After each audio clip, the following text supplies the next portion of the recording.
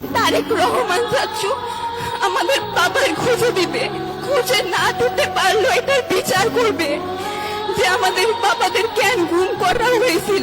দল করে তো কোনো অপরাধ না। আসসালামু আলাইকুম, আমি রিধি। আমার বাবার নাম পারভেজ হোসেন।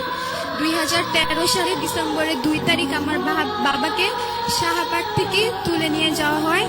12 বছর হয়ে গেছে আমি আমার বাবাকে এভাবে খুঁজছি। 5 আগস্টের পরে আমাদের অনেক আশা ছিল যে আমরা আমাদের বাবাদের হয়তো এখন সময় হয়ে গেছে আমাদের বাবাদের ফেরত পাওয়ার, আমাদের চাচুদের ফেরত পাওয়ার, কিন্তু এখন পর্যন্ত আমরা তাদের তাদের খোঁজও পাইনি। আমরা কবে তাদের খোঁজ পাবো? আমরা 5 দিন আগে আয়না ঘরে গেছিলাম, আমরা তুলি ফুপ্পি, আখি ফুপ্পি, আমরা সবাই।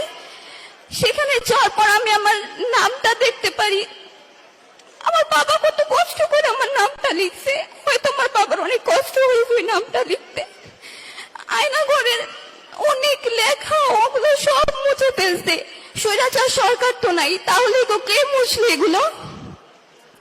আমরা কি আমাদের বাবাদের ফেরত পাবো না? আমরা কি স্বাধীন দেশে স্বাধীনভাবে হাঁটতে পারবো না? আমার ভাই কি আমার বাবার মুখটা দেখতে পারবে? আমরা কবে বাবাদের ফেরত পাবো? আমাদের স্বপ্নগুলো কে পূরণ করবে? রাষ্ট্র যেহেতু আমাদের বাবাদের গুম করেছে, রাষ্ট্রই আমাদের দায়িত্ব নেবে। আমরা কেন এখনো এইভাবে কান্না করি? আমরা কেন এখনো আমাদের বাবাদের খুঁজে পাইনি? আমরা আমাদের যত বড়, আমরা অত বছর ধরে আমরা এভাবে যুদ্ধ করছি, আমাদের এই যুদ্ধ কবে শেষ হবে?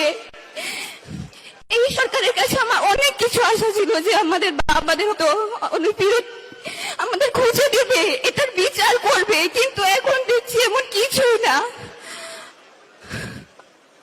আমি আমার বাবাকে ফেরত চাই। আমি এভাবে আর কান্না করতে চাই না। আমার বাবাকে আমি জড়িয়ে ধরতে চাই। আমাদের সব স্বপ্ন কে পূরণ করবে? আমি আমার বাবাকে ফেরত